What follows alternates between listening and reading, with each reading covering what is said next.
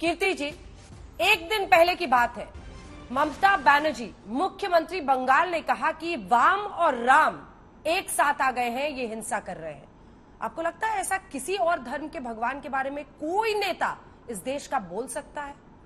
वाम और बीजेपी कहती समझ में आता है, बीजेपी और राम को पर्याय बना देना, वो भी हिंसा के लिए। या भी आप बीच में से निकाल करके बोल रहे हैं और मैं आपके इन बातों में फंसूंगा नहीं। सबसे पहली बात तो मैंने जैसी बात कही थी और जो बात बोल के गए सुधांशु जी और जो तोड़ मरोड़ कर वक्तव्य पेश कर रहे हैं, उनसे कहा गया था रूट नहीं बदला जाएगा। रूट अगर बदलेंगे, क्योंकि रूट दोनों पक्षों ने माना था, पुलिस ने जो रूट दिया था पक्षों ने माना और उसके बाद रूट बदल करके गए और वहां पे हंगामा किया।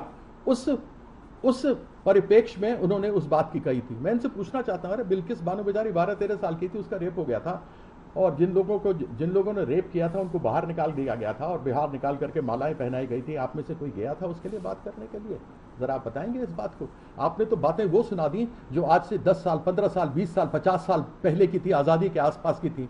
भाई साहब, वो समय चला गया है, अब समय बदल चुका है। इस समय में जो आप मुझसे कह रहे थे कि आपने मेरी बातों का जवाब नहीं दिया, मैंने आपकी बातों का बड़ी स्पष्टता से जवाब दिया।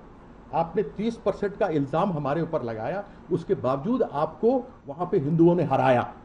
तो इसलिए जब एक बार हार जाते हैं तो हार को मानना चाहिए, लोगों को भड़काना नहीं चाहिए। आपकी नजर उन 82 सीटों पर है जो बिहार और बंगाल में, जो आपको बड़ी मुश्किल हो रही है कि आप किसी तरीके से करेंगे, बदले हुए राजनीतिक समीकरण को बिहार में देखते हुए और चुनाव जो आप बंगाल में हारे हैं उसको देखते हुए। अब चाहे आप जो मर्जी पीछे की बातें ले आए, तब की ले आए, अब की ना करें, वो आपकी मर्जी है। सुधांशु जी थोड़ा सा रुक जाइए, 2 मेहमान बचे हुए हैं, उनके पास में जाके फिर आऊंगी। शक्ति जी भी लगातार हाथ उठा रहे हैं।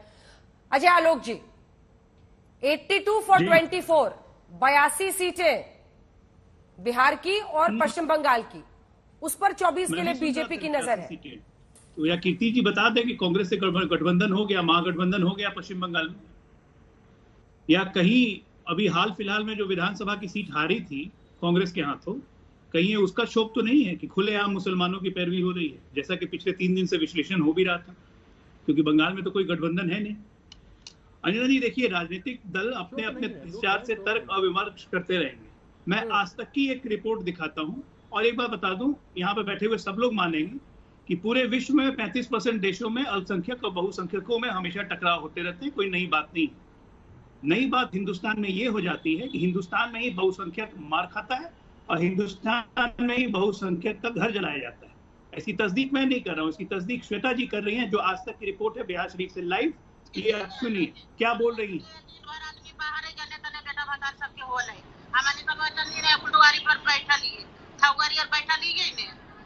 महिलाएं कह रही है कि पुरुष है घर के कहाँ है वो पता नहीं, तो इसीलिए सारी महिलाएं एक साथ दल के कलिया मार दल के कुल की और अथी का जे उठावे जाए ओकरे मारे, जे उठावे जाए जे एकरे मारे, कुल भाग के लिए हिंदुआ अब 200-500 हिंदू गाय में अब कहाँ के ले ये तो कोई समझ नहीं चाहते।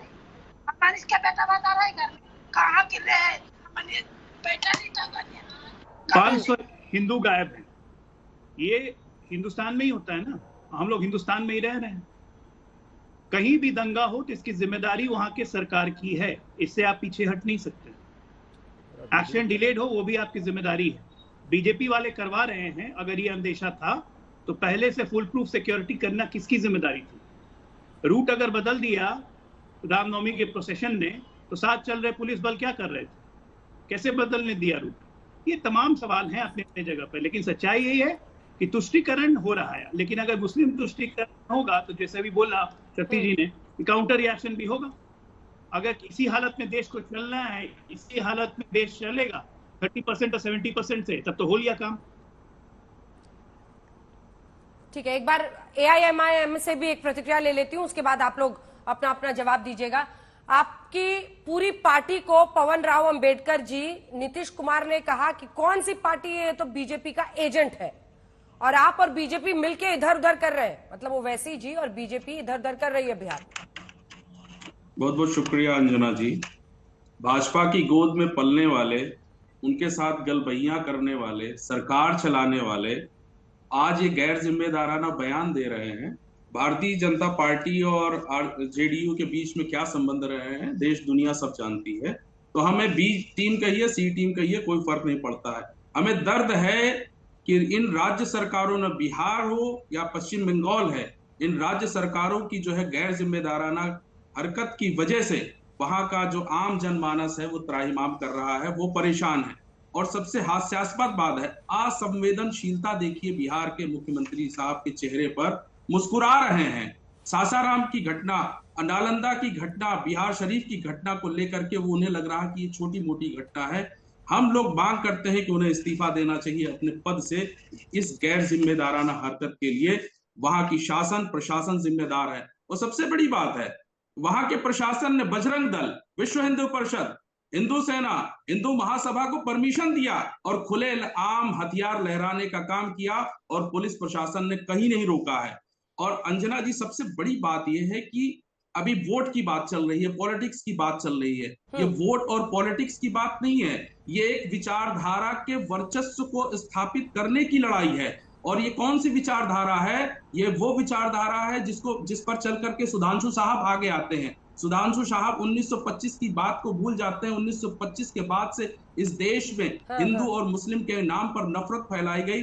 सुधांशु साहब बंगाल की बात करते हैं। बंगाल में किन लोगों ने हरकत की थी? हिंदू महासभा और आरएसएस ने मिल करके वहां पर दंगे कराने का काम किया। क्या उस बात को वो भूल जाएंगे? क्या इस बात को भी भूल जाएंगे कि इस देश में आज भी ऐसी किताबें हैं जो इस देश में धर्म के नाम पर नफरत फैलाने का काम करती हैं? और उसी विचारधारा को भारतीय जनता पार्टी फैलाने का काम कर रही है। और इसी विचारधारा में नीतीश कुमार साहब और ममता बनर्जी जी पूरी तरह से गिरफ्त में आ चुकी हैं। और इसी वजह से अपराधियों पर, दंगाइयों पर और जिस तरह से इन लोगों को काम करने चाहिए तो उन्होंने कड़े और सख्त एक्शन नहीं लिए हैं। इसके लिए वहां की पूर्ण रूप से राज्य सरकारें जिम्मेदार हैं और सबके ऊपर जो है। ठीक है, एक बार जेडीयू की तरफ से फातमी जी इसका जवाब दे दीजिए। दोनों ही सब बल्कि यही पूछ रहे हैं, बीजेपी ने कराया हो, किसी ने कराया हो, आप जांच में उसका निष्कर्ष निकालिए, लेकिन रोकना तो आपकी जवाबदेही थी साहब, आप सरकार है।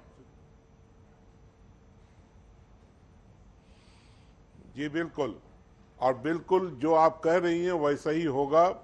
अब क्या होगा सर? अब तो हो गया जो चाहे किसी जात का हो, बिरादरी का हो, किसी भी मजहब का हो, बचेगा नहीं।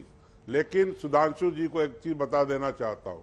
सुधांशु जी, इस मुल्क में मुसलमान सिर्फ 14% है, याद रखिएगा। इस मुल्क के अंदर 80% हिंदू बसते हैं, इसका भी ध्यान रखिएगा। और पूरे दुनिया के अंदर अगर हिंदुस्तान के अंदर सेकुलर पार्टियां कहती हैं कि मुसलमानों का ध्यान रखा जाए, इसमें आपको बुरा क्यों लगता है? आपके लीडर भी कभी कभी बोलते हैं सबका विश्वास, लेकिन मैं जानता हूं कि वो क्यों बोलते हैं। जब उनको इंटरनेशनली प्रेशर पड़ता है तब बोलते हैं, डर से बोलते हैं। मैं बता देना चाहता हूं कि 14% जो माइनॉरिटीज में है, इसका ध्यान सरकार को, सरकारें रखती हैं, वो सरकारें जो सेकुलर होती है।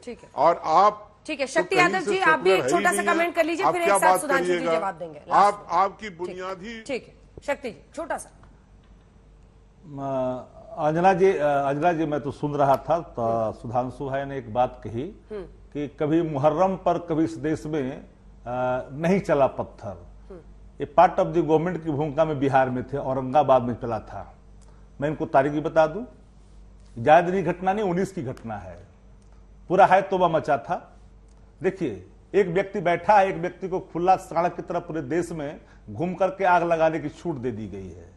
और एक बात जान लीजिए, इस देश में ना हिंदू से खतरा है ना मुसलमान से खतरा है। इस देश को खतरा है लगाववाद से और सनातनी फांसीवाद से, जो लोग परोस रहे हैं, जो नफरत की बीज बोलना चाहते हैं। बिहार शरीफ में अब शक्ति जी टाइम खत्म हो रहा है, प्लीज सर।